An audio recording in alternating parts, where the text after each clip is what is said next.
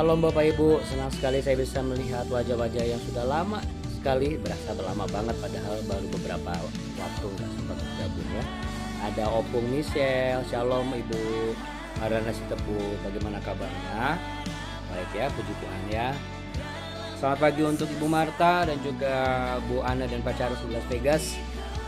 Selamat pagi juga Shalom untuk Bu Biho, kemudian Bu Yeni, Bu Demi, Bu Marlia, Shalom, salam saya buat Pak Haskim, sehat selalu untuk Ibu Lili Kristiani dan Ibu Dara Gunawan, Albuni, Bu Marlina, Bu Nancy dan Pak Jusman, luar biasa, Bu Helmi dan juga Bu Natali, Pak Alvin dan Bu Nova, bersama Bu Olivia yang pastinya. Saya rasa Bu Olivia juga pasti lagi libur ya. Kesaktian Kesaktian Pancasila Bapak Ibu. Oke. Bapak Ibu, mari sama-sama kita satu di dalam doa.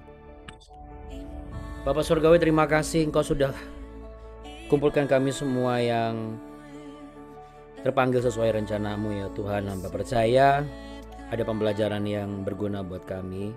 Walaupun sederhana, tetapi ini akan membawa dampak yang besar, baik dalam pekerjaan kami, terutama dalam kehidupan kami secara pribadi, hubungan kami dalam keluarga, dan fungsi kami sebagai orang tua, dan pertumbuhan kami secara karakter orang percaya. Tuhan Yesus, terima kasih Engkau telah mengampuni dosa kesalahan kami, sengaja ataupun tidak. Ajarkan kami untuk selalu bisa mengasihi Tuhan lebih dari segalanya. Ingatkan kami kalau kami agak sedikit lupa.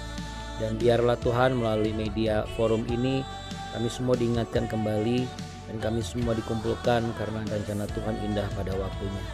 Bapa kami dalam sorga, dikuduskanlah namamu, datanglah kerajaanmu, jadilah kehendakmu di bumi seperti di sorga.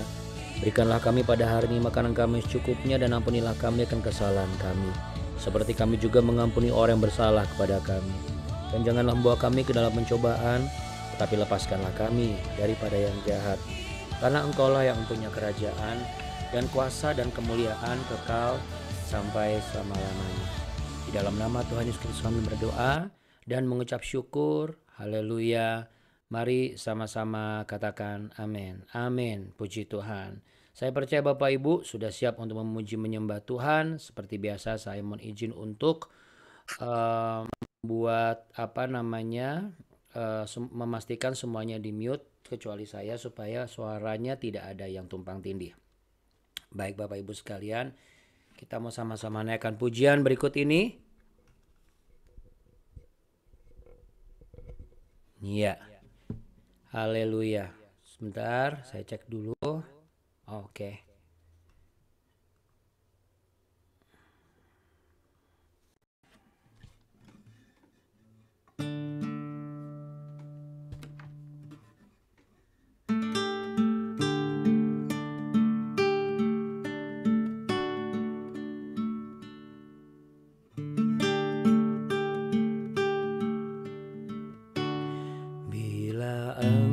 Tak besertaku,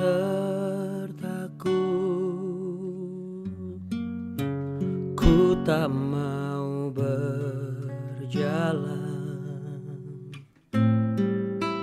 Ku perlu Tuhan, pimpin langkahku dengan kasih karunia-Mu.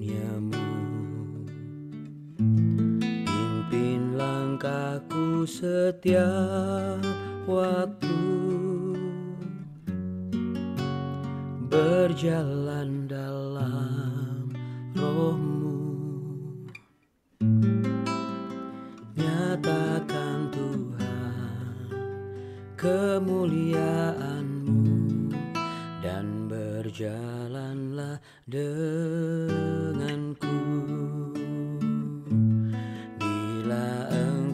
Tak besertaku,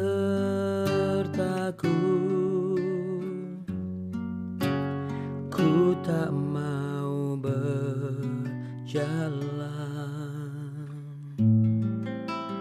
Ku perlu Tuhan, pimpin langkahku dengan kasih karunia-Mu. Pimpin langkahku Ku setiap waktu berjalan dalam Roh-Mu,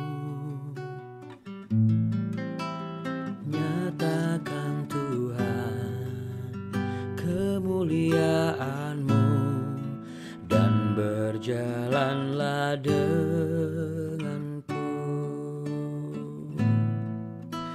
Oh, ku tak mau berjalan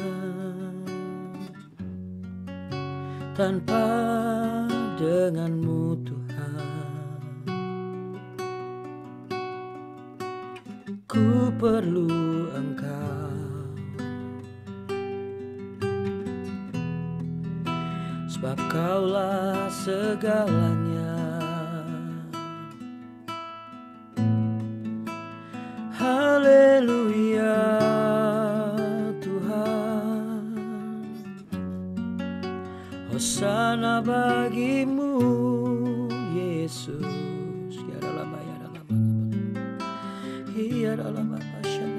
Kami menyembah-Mu Tuhan. Kau dengar suara kami, Kau lihat hati kami, dan kami Kau mau katakan Tuhan melalui pujian ini, bila Engkau tak besertaku,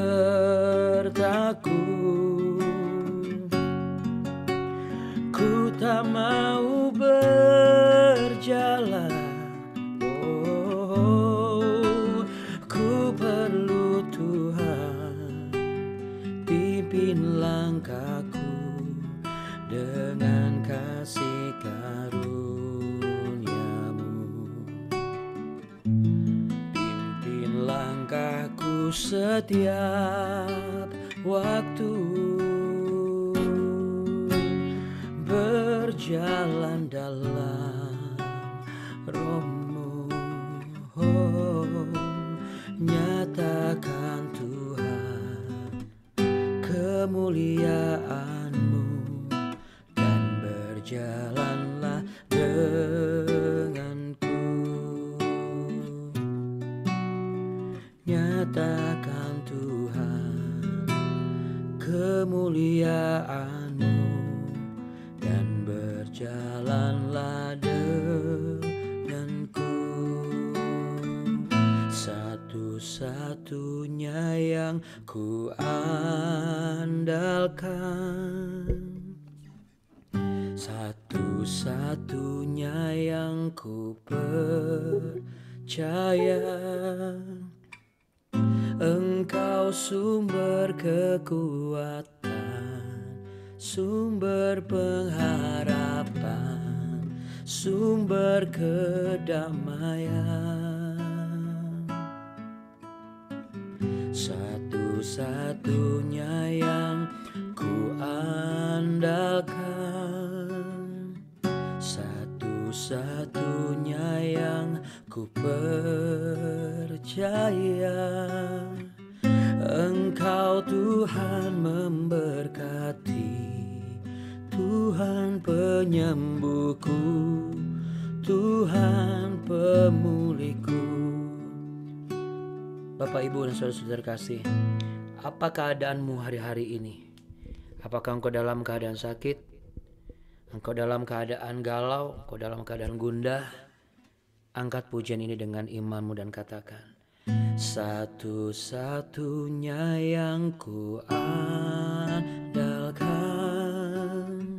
satu-satunya yang ku percaya, Engkau sumber kekuatan, sumber pengharapan, sumber kedamaian.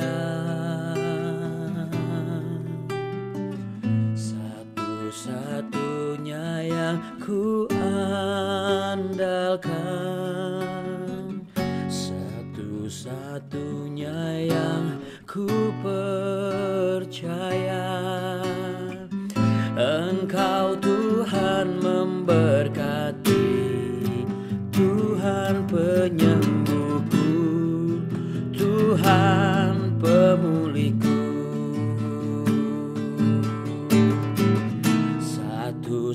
satu-satunya yang ku andalkan,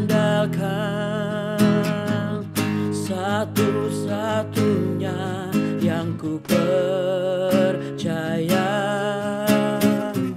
Engkau sumber kekuatan, sumber pengharapan, sumber kedamaian.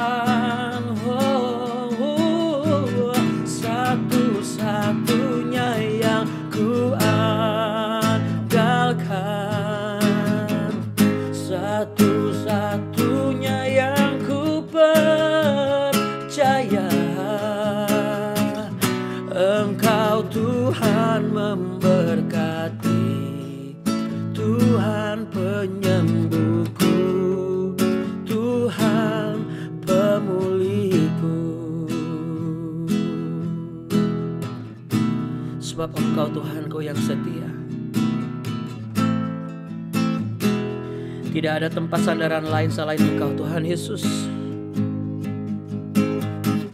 Bahkan melalui pujian ini kami juga mendoakan orang-orang yang sudah mulai tidak mengandalkan Engkau ya Tuhan. Biarlah roh mereka terpanggil untuk kembali mengandalkan Yesus Kristus, Juru Selamat mereka.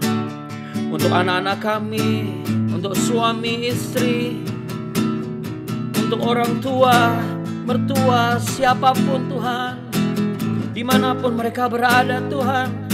Biar dengan pujian ini berkumandang setiap suara orang-orang yang beriman.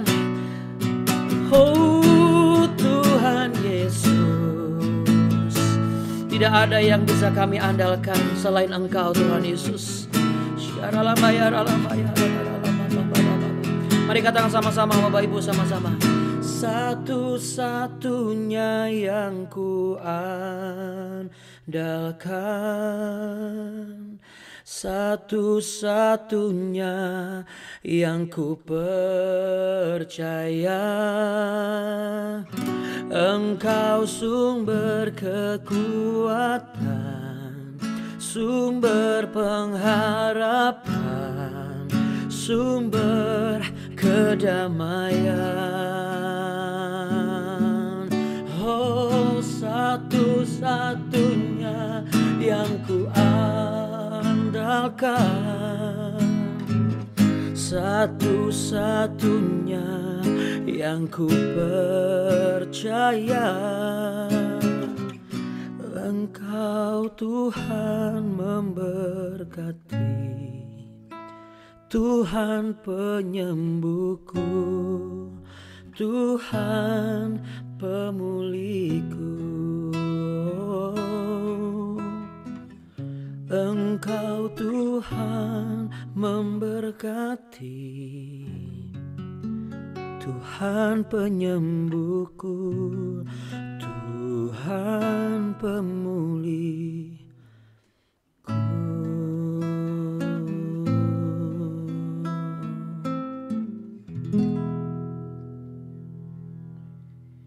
Dan kami semua sepakat mengatakan amin. Tuhan Yesus, haleluya, amin. Puji Tuhan ya. Siapa satu-satunya yang kita andalkan? Hanya Tuhan Yesus Bapak Ibu. Amin, sama-sama katakan.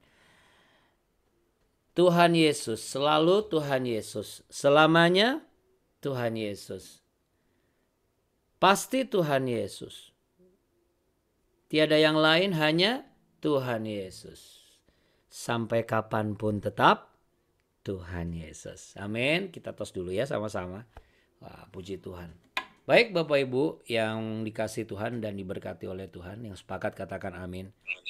Tahu enggak Bapak Ibu bahwa ada seorang sastrawan Tiongkok namanya Li Pai. Ya, tulisannya Li Bai ya. Tapi bacanya Li Pai. Setahu saya kalau B itu bacanya P. Ya, setahu saya. Soalnya kalau dibaca B kok kesannya kayak lebay gitu ya. Jadi Li Pai. Nah, Li Pai ini ketika kecil seorang yang pemalas Bapak Ibu. Jadi dia selalu mentertawakan opungnya. Ternyata Li Pai ini peranakan Tiongkok sama Balige. Jadi opungnya ini ngasah pisau, bukan ngasah pisau apa, ngasah besi gitu. Besinya gede. Terus dia mentertawakan gini, kok bodoh sekali opungku ini. Lalu dia ngomong, opung ini masih batangan besi, namun yang gosok terus setiap hari terus menerus. Ngapain sih, kenapa nggak ambil aja itu, beli aja di pasar di Indomaret gak banyak gitu ya, ceritanya begitu. Lalu opungnya bilang, hayya lu orang emang bener, jangan jadi orang yang pemalas. Halus lajin. Ini besi lama-lama jadi pisau. Lu tahu nggak? Gitu. Lu tahu pedang Tolyong to tuh dali besi, lu tahu nggak? Jadi ibaratnya begitu ya. Ini intermezzo saja Bapak Ibu. Nah ceritanya begitu. Apa yang terjadi Bapak Ibu? Si Lipai ini penasaran dia. Dan dia nggak habis pikir, ada yang lebih praktis kok cari yang susah. Tapi Bapak Ibu, pada akhirnya dia melihat, loh ternyata bener loh. Dan hasilnya lebih tajam dari pisau yang dia beli di supermarket. Ya anggap aja zaman dulu sudah ada supermarket. Apa sih yang jadi makna di balik cerita ini, ilustrasi ini? Kalau mau dapat hasil yang hebat, jangan malas untuk bersusah payah. Anda setuju Bapak Ibu? Setuju ya? Nah, kita kan kemarin sudah baca kan Hakim-Hakim pasal yang kedua ayat yang ke 17 sampai yang 23. Betul? Masih ingat kan Bapak Ibu ya? Bagaimana ketika saya kilas sedikit ya. Hakim-Hakim pasal 26 sampai 10 itu bicara mengenai apa setelah Yosua meninggal, lalu muncul angkatan yang tidak mengenal Allah. Kenapa? Karena angkatan yang sebelumnya tidak berfungsi maksimal. Harusnya mereka mengajari. Harusnya mereka tetap menjaga konsistensi cara mereka selama ini. Tapi Bapak Ibu apa yang terjadi? Mereka mulai beradaptasi Bapak Ibu. Lipai ini kan sebenarnya mengharapkan neneknya ini beradaptasi lah. Sudah ada pisau dijual di minimarket kok ngasah sendiri mana dari besi. Gede sampai akhirnya dia jadi pisau. Tapi pada akhirnya dia tidak memungkiri hasil pisaunya lebih tajam dari yang dia beli di supermarket. Tapi kan yang ditulis di Hakim-Hakim, angkatan ini justru bisa mempengaruhi angkatan-angkatan yang sebelumnya. Yang biasanya ngobrol pas lagi makan, karena zaman sekarang anak-anak suka main handphone. Kita ikut-ikutan main handphone di meja makan. Jadi nggak ada sempat ngobrol. Mana kita kerja 9 to 5, belum lagi kita masak, belum lagi harus tutup toko, belum lagi harus bersihkan rumah. Nggak ada waktu. Mengandalkan apa? Gereja. Mengandalkan apa? Pelayanan di gereja. Yang kita harap dan kita pikir anak-anak kita mengenal Tuhan. Coba deh Bapak Ibu renungkan. Apakah Anda yakin anak-anak Anda yang sudah melayani di gereja mengenal Tuhan? Kalau anak-anak Anda mengenal Tuhan, mereka tidak akan malas bangun pagi. Beda kalau anak-anak SD. Anak SD wajar, masih agak sulit bangun pagi. Tapi harus dibina dari kecil. Karena kehidupan mereka tidak selamanya bangun siang kan. Jadi teladan Kristus yang pagi-pagi benar ia bangun dan berdoa bukan bicara tentang saat teduh saja seperti yang saya kirim di grup BW. Tetapi bicara tentang bagaimana nilai-nilai yang benar-benar bermanfaat buat kita dan orang-orang setelah kita. Generasi kita generasi apa nih Abuna? Kalau saya katakan kita masih bersyukur kita generasi yang masih mengenal Tuhan. Namun menjadi pertanyaannya adalah bagaimana jikalau generasi setelah kita itu tidak mengenal Tuhan. Ya. Jadi Bapak Ibu bukan berarti kalau gitu nggak usah pelayanan di gereja. Enggak seperti itu. Tapi Bapak Ibu, kalau kita aja jarang ngomong tentang Tuhan, bagaimana anak-anak kita itu terbiasa dengan pribadi Tuhan? Ini membuktikan bahwa apa? Kalau orang tua Kristen tidak waspada, maka mereka akan kecolongan. Dan Bapak Ibu jangan lupa segala sesuatu itu dipertanggungjawabkan di pengadilan terakhir. Jangan merasa bahwa jangan sampai ya kita merasa bahwa begini, ya udahlah yang penting saya dekat sama Tuhan, saya doain aja anak-anak saya. Nggak bisa gitu. Bagaimana jikalau yang kita lakukan itu membuat rapor kitab kehidupan kita warna merah? Harusnya dapat villa yang paling bagus di surga. Dapatnya cuman ya pondokan, itu pun juga harus bayar. Bayar sewa di surga ya. Oke, saya akan jabarkan beberapa hal. Ya, apa yang terjadi sih? Yang terjadi adalah ya Tuhan murka pada waktu itu. Ya, kita udah baca sampai ayat 16. Saya mau sedikit ulangi lagi karena kemarin baru yang kali kedua saya jabarkan. Nah, sekarang ini kali yang kedua saya jabarkan mengenai yang ayat 17 sampai 23. Jadi di ayat 16 akhirnya apa? Tuhan mengirim dan membangkitkan hakim-hakim.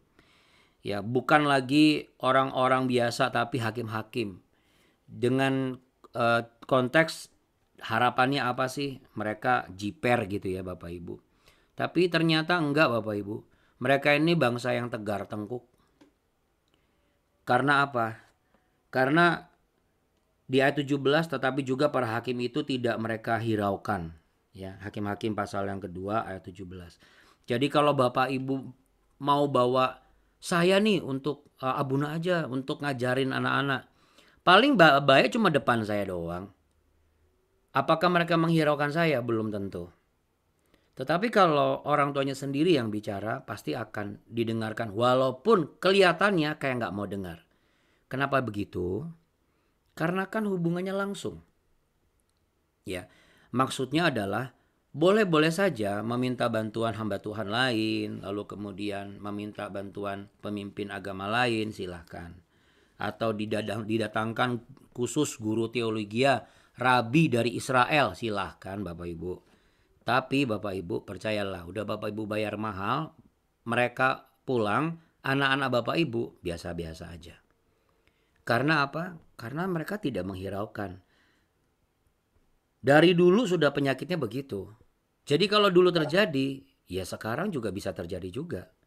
Ya, bukan berarti dulu yang nggak terjadi sekarang juga nggak terjadi, juga sebaliknya. Ya, mereka tetap juga mengikuti Allah lain dan sujud menyembah Dia. Saya kemarin janji Allah lain, Asyerot itu bicara mengenai apa? Dewi kesuburan atau dewi kejijikan.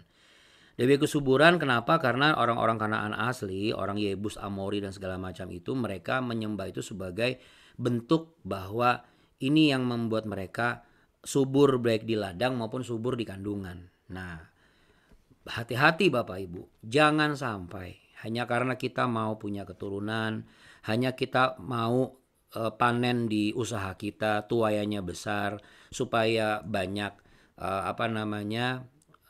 cuan, lalu Bapak Ibu mohon maaf nih izin mengikuti cara yang dilakukan oleh orang-orang yang belum pernah ke Holy Land. Anda sudah pernah ke Holy Land, Anda sudah kenal hadirat Tuhan, Anda sempat nangis dan menangis dan nangis dan nangis di setiap tempat di mana hadirat Tuhan ada. Akan sangat konyol sekali ketika kita dalam tanda kutip berkompromi dengan ajakan orang atau saudara yang belum pernah ke Holy Land. Menurut saya itu kemunduran mutlak.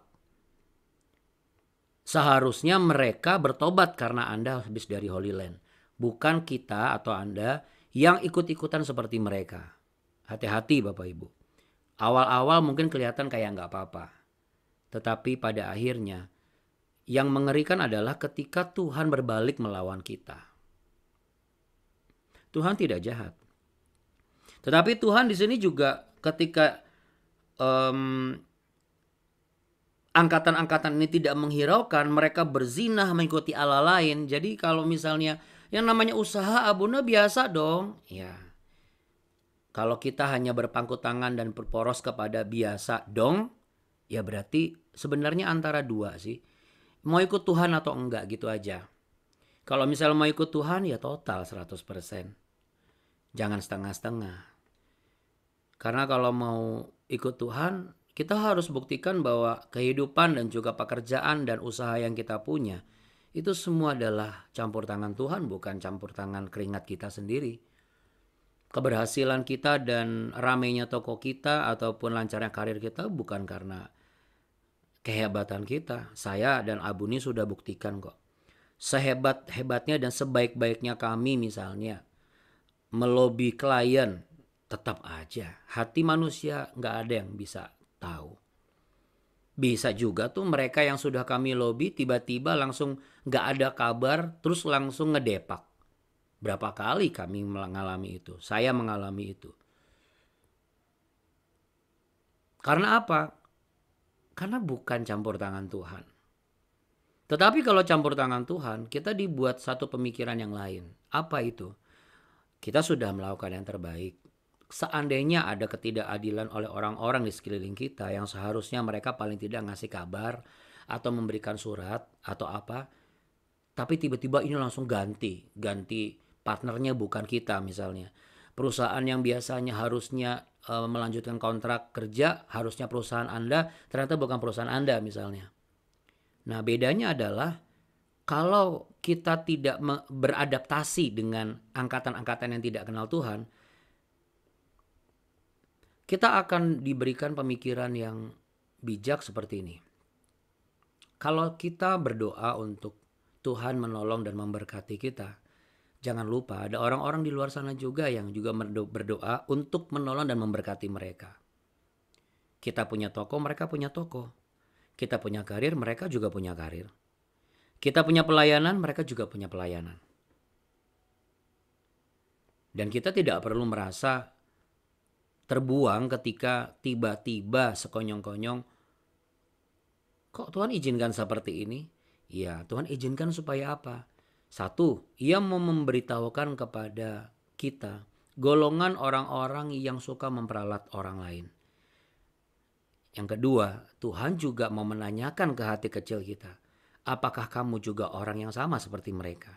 Ya tentu saya percaya saudara dan saya tidak seperti itu. Makanya jangan pernah mencoba untuk beradaptasi.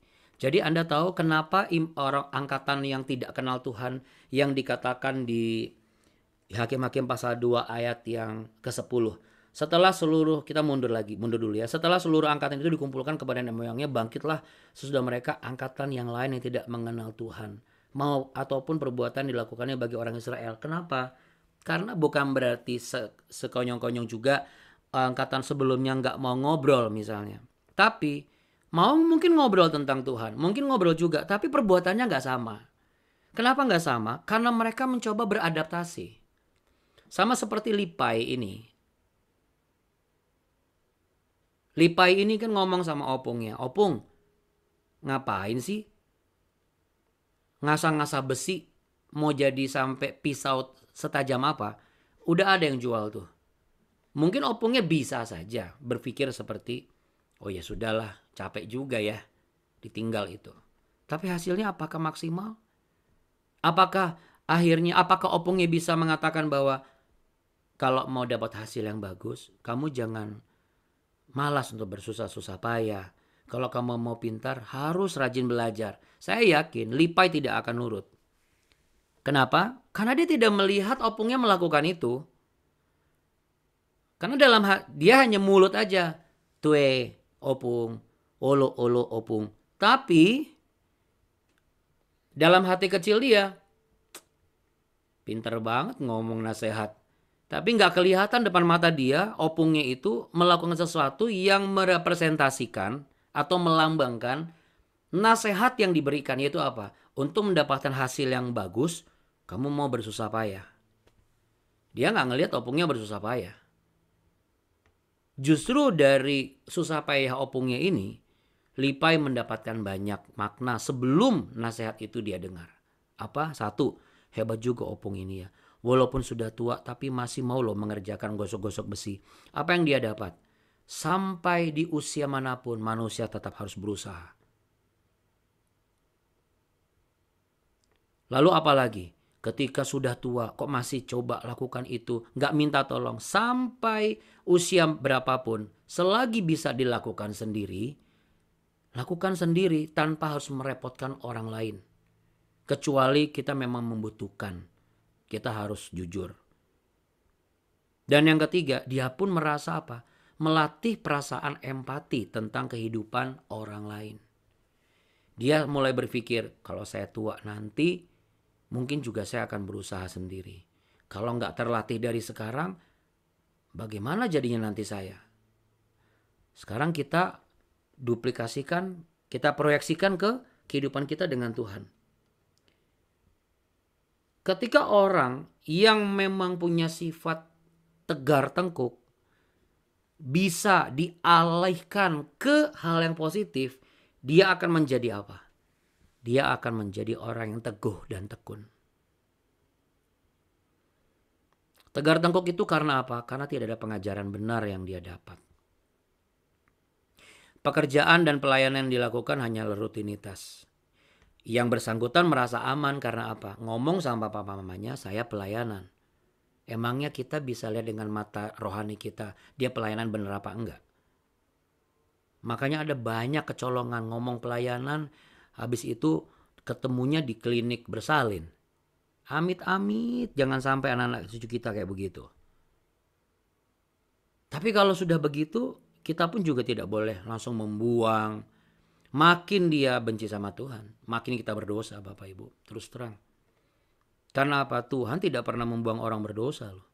Malah dia membuang dirinya untuk orang berdosa. Jadi jangan pernah memberikan sebuah hukuman yang menurut kita setimpal dengan kesalahannya.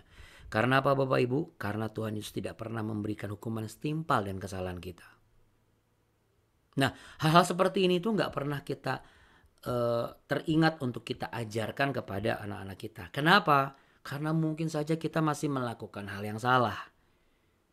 Kita mengatakan kasih tapi kita masih pukul anak kita. Kita mengatakan ampuni tapi kita masih lempar piring ke cucu kita. Kita masih bentak dan kita masih memperkatakan dengan kata-kata yang kasar dan juga jahat. Bagaimana mungkin keturunan kita bisa mau cinta Tuhan? Kalau masih lihat perlakuan orang tuanya ke diri mereka seperti itu. Jadi sama kayak murid-murid di sekolah Kristen yang kalau ada guru agama sama kepala sekolah, semuanya di atasnya lingkaran semua. Begitu guru keluar kelas, tanduknya ada 10. Kenapa? Karena mereka tidak menghiraukan Bapak Ibu. Karena cara penyampaiannya pun juga keliru. Ketika Tuhan mengajar, dia tidak pernah dengan emosi dan juga dengan kekuatan jasmani dan kasar. Ketika dia jadi manusia, dia tidak pernah mengajarkan itu. Sekali-kalinya dia marah cuman karena ada orang-orang berjualan di Bait Kudus, di Bait Allah, dan dia marahin setan. Kamu kurang ajar ya, suruh saya sembah kamu gitu. Sisanya nggak ada. Setan dihardik sama dia. Suruh numpang masuk ke babi. Cobalah Bapak Ibu. Bolehlah kita jadi Kristen yang melayani, hebat dalam berbahasa roh, hebat dalam berdoa. Pertanyaan saya yang perlu kita renungkan nih. Untuk kita semua, bukan untuk saya juga, untuk Bapak Ibu, untuk saya juga. Kita ini jadi orang tua Kristen sudah belum sih menjadi angkatan yang benar-benar merepresentasikan apa yang kita tahu dan kita ajarkan. Karena kalau kita ngajarnya hebat tapi contohnya nggak ada, kita akan menghasilkan angkatan yang tidak kenal Tuhan. Dan kalau angkatan tidak kenal Tuhan itu masih tetap bertahan, bahkan saking kita nggak kuat, kita malah jadi apa? Ikut-ikutan seperti mereka. Yang tadinya rajin berdoa, rajin bangun pagi, rajin baca Alkitab, udah nggak rajin berdoa, baca Alkitab. Kenapa? Karena dikenalkan yang namanya YouTube, dikenalkan sama yang namanya ini, dikenalkan sama yang namanya ini. Semua serba aplikasi, kelihatannya keren. Karena ini orang-orang ini, angkatan-angkatan yang zaman Yosua, mereka jatuh karena di situ. Mereka beradaptasi dengan dewa-dewa Moloch, mereka beradaptasi dengan dewa-dewa Ashtoret. Bahkan mereka mengawinkan anak mereka. Mereka mengizinkan orang-orang yang gak kenal Tuhan itu masuk ke dalam kehidupan mereka secara pribadi. Sehingga mereka tidak merepresentasikan bagaimana Allah yang sebenarnya menjadi yang terutama dan termulia tergantikan dengan hal-hal yang lain yang lebih praktis. Sekalipun kita memperoleh dengan hasil yang lama, Bapak Ibu, saya rasa itu cukup sesuai dengan perjuangan yang kita lakukan. Ketika kita mendoakan orang yang sampai sekarang belum bertobat misalnya, ketika kita masih melayani, keadaan belum berubah, ya kita nggak usah undur. Kita jangan jatuh menjadi orang-orang yang menghakimi kehidupan orang lain. Jadi nanti kerajinan kita tidak ada artinya di mata Tuhan. Karena apa? Kita rajin melayani, tapi mulut kita juga rajin nih ngehakimin orang-orang yang gak rajin. Ngapain? Lebih baik kita doa. Mendoakan mereka tanpa harus menjadikan mereka sebagai objek pembicaraan dan gosip.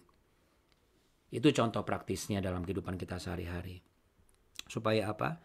Supaya Tuhan melihat bagaimana kita ini menjadi orang-orang yang tegar, bukan tengkuk dengan keras kepala. Tetapi pendirian kita kuat di dalam kebenaran firman Tuhan. Makanya Bapak Ibu, ada beberapa orang yang mencoba untuk bukan menggoyangkan, tapi maksudnya menawar. Gimana kalau jamnya tuh terlalu pagi. Tapi buat saya ya udah, kalau memang nggak mau ikut ya nggak apa-apa.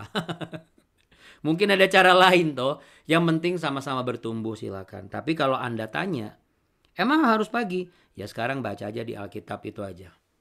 Sekarang kita nggak usah pakai tafsir-tafsiran apa kata si A, si B, si C lah.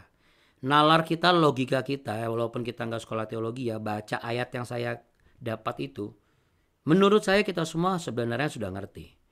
Bahwa kalau kita pengikut Kristus, yang ngikutin apa yang Yesus lakukan. Yesus mengampuni manusia, kita ampuni manusia. Kalau enggak, Bapa enggak mengampuni kita, kan gitu. Tapi bukan berarti kita tidak mengampuni orang lain karena kita takut supaya Bapa tidak mengampuni kita. Bukan. Tapi karena kita mengikuti keteladanan. Kan dikatakan ikutlah aku. Barang siapa mengikut aku, ia harus menyangkal dirinya, memikul salib dan mengikuti aku. Dulu saya juga orang yang paling sulit bangun pagi. Sekalipun saya pelor Bapak Ibu, bagi saya istirahat itu yang pertama. Tapi setelah saya jalani bersama dengan Tuhan, saya bukan mengatakan bahwa saya lebih hebat dan lebih sehat dibandingkan yang lain. Ada kalanya kok saya juga drop. Ada kalanya saya juga sakit. Tapi puji Tuhan Bapak Ibu, sejauh ini Tuhan tidak pernah mengizinkan apa yang aneh-aneh ada di dalam diri saya. Bukan karena saya, ya kalaupun nanti ada aneh-aneh bukan berarti Tuhan meninggalkan saya. Karena saya sekalipun nanti misalnya Tuhan izinkan saya kena sakit aneh pun atau berat pun, Tuhan tetap penolong dan penghibur dan juga sumber kekuatan saya. Karena bagaimanapun juga, kita tidak boleh menawar kebenaran yang sudah tertulis di kitab suci. Ya, tapi itu yang bisa saya sampaikan. Kenapa? Karena Bapak Ibu adalah angkatan yang dititipkan menurut saya, yang dipertemukan kepada saya, dan ada pesan Tuhan seperti ini. Hati manusia itu mudah berubah. Berubah bukan konteksnya nggak bisa dipegang, bukan. Hati manusia itu bisa dibentuk, mudah dibentuk.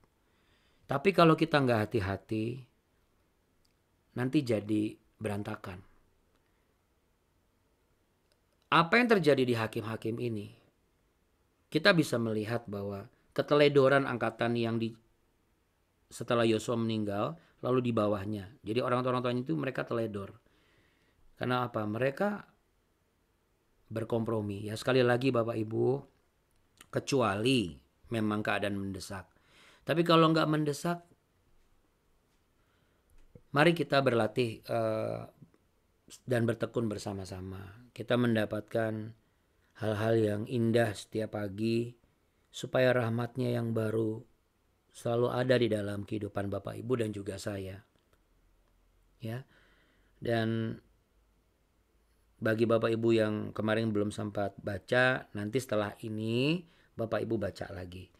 Hakim-hakim pasal 2 ayat yang belum baca ya, ayat ke-6 sampai ayat yang ke-23. Karena yang pertama sampai yang ke-5 udah lewat banget kemarin. Jadi kalau Anda mau baca ayat yang ke-6, Hakim-Hakim pasal 2, 6 sampai 23 setelah ini. Apa kesimpulannya sih mengenai ini? Ada yang menarik nih Bapak Ibu. Saya mau mengajak Bapak Ibu membaca di salah satu ayatnya. Kita baca di ayat yang ke-18. Setiap kali apabila Tuhan membangkitkan seorang hakim bagi mereka, maka Tuhan menyertai hakim itu dan menyelamatkan mereka dari tangan musuh mereka selama hakim itu hidup.